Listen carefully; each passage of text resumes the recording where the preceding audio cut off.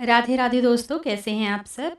आज हम अश्विनी माह के शुक्ल पक्ष के एकादशी के दिन पड़ने वाली पापांकुशा एकादशी के बारे में जानेंगे, उसके व्रत और उसकी महिमा के बारे में जानेंगे।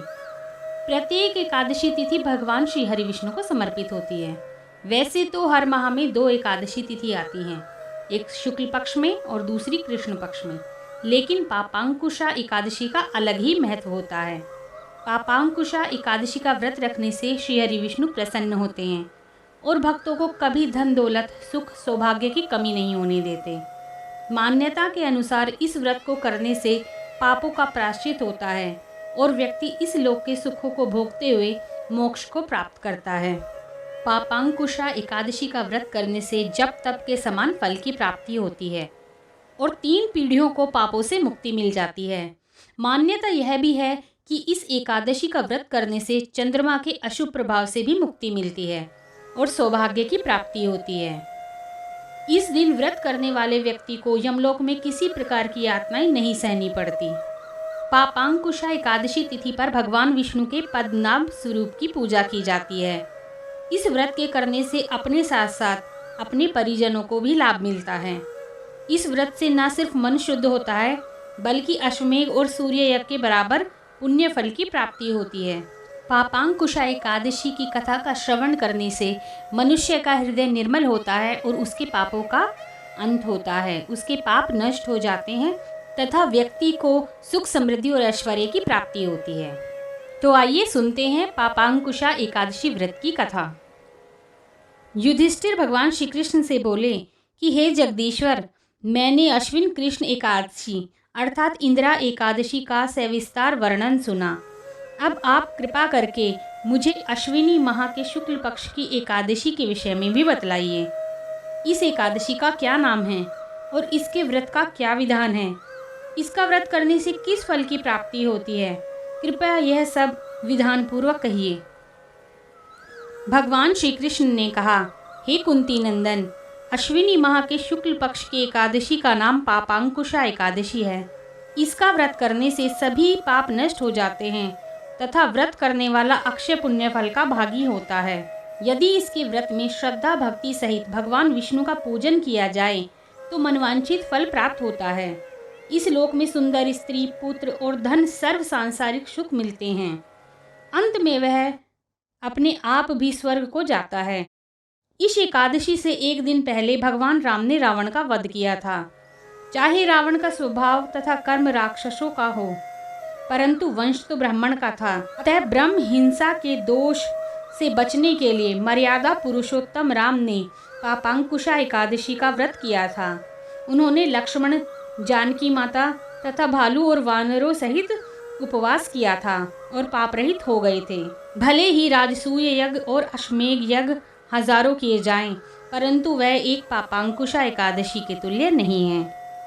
हे राजन, इस दिन मनुष्य को विधि पूर्वक भगवान पद्मनाभ की पूजा करनी चाहिए। यह एकादशी मनुष्य को मनवांछित फल देकर स्वर्ग की प्राप्ति कराने वाली है। मनुष्य को बहुत दिनों तक कठोर तपस्या से जो फल मिलता है, वह फल भगवान गरुड़ ध्वज को नमस्कार करने से प्राप्त हो जाता है। जो मनुष्य ज्ञानवश अनेक पाप करते हैं परंतु हरि को नमस्कार करते हैं, वे नरक में नहीं जाते।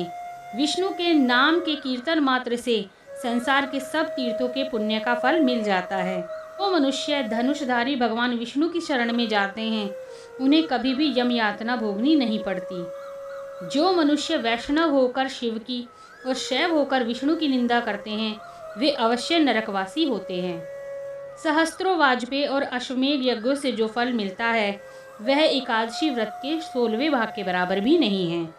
संसार में एकादशी के बराबर कोई पुण्य नहीं है। इसके बराबर पवित्र तीनों लोकों में कुछ भी नहीं। इस एकादशी के बराबर कोई व्रत नहीं। जब तक मनुष्य पद्मनाभ की एकादशी का व्रत नहीं करते, तब तक उनकी देह में पाप वास करते हैं। हे राजेंद्र, यह एकादशी स्वर्ग, मोक्ष, आरोग्यता, सुंदर स्त्री और अन्न तथा धन को देने वाली है। एकादशी के व्रत के बराबर गंगा, गया, काशी, कुरुक्षेत्र और पुष्कर भी पुण्यवान नहीं है। हरिवासर तथा एकादशी का व्रत करने और जागरण करने से सहज ही मनुष्य विष्णु पद को प्राप्त होता है। हे युधिष्ठिर, इस व्रत के करने वाले 10 पीढ़ी मातृपक्ष, 10 पीढ़ी पितृपक्ष, 10 पीढ़ी स्त्री पक्ष तथा 10 पीढ़ी मित्र पक्ष का उद्धार कर देते हैं। वे दिव्य देह धारण कर चतुर्भुज रूप हो, पीताम्बर पहने और हाथ में माला लेकर गरुड़ पर चढ़कर विष्णुलोक को जाते हैं।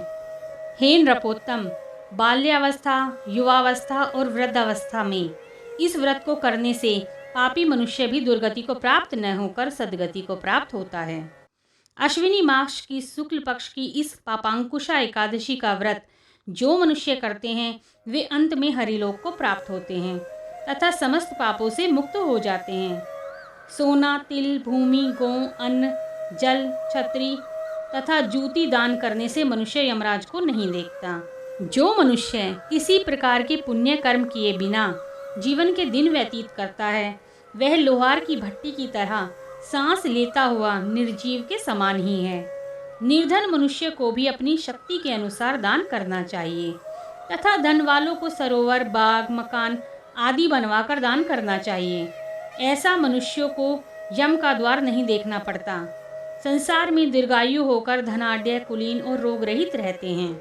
हे राजन, पापांकुशा एकादशी व्रत के महात्म्य का वर्णन तुम सुनो। प्राचीन काल में विंध्याचल क्षेत्र में एक बहेलिया निवास करता था। उसका नाम क्रोधन था। उसने अपने जीवन में कोई भी अच्छा कर्म नहीं किया था। उसने अपने पूरे जीवन काल में सदैव जीव हत्या, हिंसा, चोरी, झूठ, लूटपाट, मदिरापान, वेश्यागमन आदि जैसे पाप कर्म ही किए थे। जब क्रोधन की मृत्यु का समय आया तो यमराज ने यमदूत को उसे लाने का आदेश दिया। यमदूत ने क्रोधन को उसकी मृत्यु से पूर्व ही इस बात से अवगत करा दिया था कि अब उसकी मृत्यु का समय निकट ही है। यमराज ने उन्हें उसे लाने के लिए भेजा है। अपनी मृत्यु के बारे में सुनकर वह बहुत भयभीत हो गया तथा अपने पाप कर्मों को सोचकर घबराने लगा कि अब उसे यमराज का दंड भोगना होगा। इसी को सोचते हुए वह मृत्यु के भय से अंगिरा ऋषि के आश्रम में जा पहुंचा और उनके पैरों में गिर पड़ा। दुखी होकर उनसे विनती करने लगा। उसने अंगिरा ऋषि से कहा, हे ऋषिवर, मेरी मृत्यु का समय निकट है। मैंने अपने जीवन में कोई भी पुण्य कर्म नहीं किया है। मेरा कर्म बहेलिया का होने के कारण न जाने कितने ही निरीह पशु पक्षियों को मारना पड़ा है। मैंने जीवन भर पाप कर्म किया है, इसलिए मुझे नरक ही जाना पड़ेगा। कृपा कर मुझे कोई ऐसा उपाय बताएं जिससे मेरे सारे पाप नष्ट हो जाएं, मेरे सारे पाप मिट सकें और मुझे मोक्ष की प्राप्ति हो। आप मेरी सहायता कीजिए जिससे मेरे कर्मों का प्रायश्चित हो सके। उस बहेलिये की बातें सुनकर ऋषि अंगिरा को उस पर दया आ गई। तब ऋषिवर ने क्रोधन को पापांकुशा एकादशी के व्रत के विषय में बताया।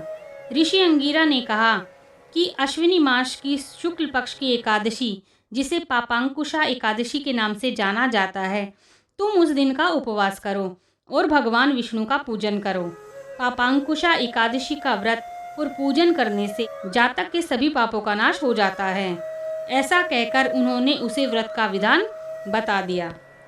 संयोगवश अगले दिन ही पापांकुशा एकादशी थी। उस बहेलिये क्रोधन ने पूर्ण श्रद्धा भक्ति के साथ उस व्रत का पालन किया। व्रत के सभी नियमों का पालन किया, भगवान विष्णु का भजन पूजन किया। उस व्रत के प्रभाव से क्रोधन के सभी पाप नष्ट हो गए। मृत्यु के दिन जब यमदूत बहेलिये को यमलोक के लिए लेने आए तो वो चमत्कार को देखकर हैरान हो गए, क्योंकि बहेलिये को लेने विष्णु लोक का रथ आया हुआ था। यमदूत को खाली हाथ यमलोक लौटना पड़ा। पापांकुशा एकादशी के प्रताप के कारण बहेलिये के सभी पाप मिट चुके थे। बहेलिये ने भगवान विष्णु की कृपा से वैकुंठ लोक का रुख किया। हे राजन, मनुष्य को पापों से बचने का दृढ़ संकल्प करना चाहिए। भगवान विष्णु का ध्यान स्मरण किसी भी रूप में हो सुखदायक और पापनाशक है, परंतु पापांकुशा एकादशी के दिन प्रभु का स्मरण करना, कीर्तन करना, उनकी कथा का श्रवण करना सभी कलेशों व पापों का शमन कर देता है। भगवान श्री कृष्ण ने युधिष्ठिर से कहा कि जो भी व्यक्ति पापांकुशा एकादशी व्रत करता है उसे सुयोग्य जीवन साथी मिलता है, धन धान्य की कमी नहीं रहती। वह स्वयं का उद्धार तो करता ही है, उसकी कई पीढ़ियां भी तर जाती हैं। मनुष्य के सभी पाप कर्म नष्ट हो जाते हैं। तथा उसके पुण्य का उदय होता है। हे राजन, सभी को इस एकादशी का व्रत करना चाहिए। तो यह थी पापांकुशा एकादशी व्रत की कथा और उसका महात्म्य। सभी को भगवान विष्णु के नाम का जप करना चाहिए, उनका नाम का स्मरण करना चाहिए, एकादशी की कथा का श्रवण अवश्य करना चाहिए, झूठ नहीं बोलना चाहिए, द्वेष नहीं करना चाहिए। एकादशी के दिन विष्णु सहस्त्र नाम का पाठ करने से भी पुण्य फल की प्राप्ति होती है। तो यह थी पापांकुशा एकादशी व्रत और इसकी महात्म्य। सभी को ऐसे ही श्री हरि विष्णु की कृपा प्राप्त हो। अगर आपको मेरी ये वीडियो पसंद आए तो इसे लाइक करें, शेयर करें और मेरे चैनल को सब्सक्राइब करें। और इसी के साथ मैं यह वीडियो समाप्त करती हूँ। राधे राधे।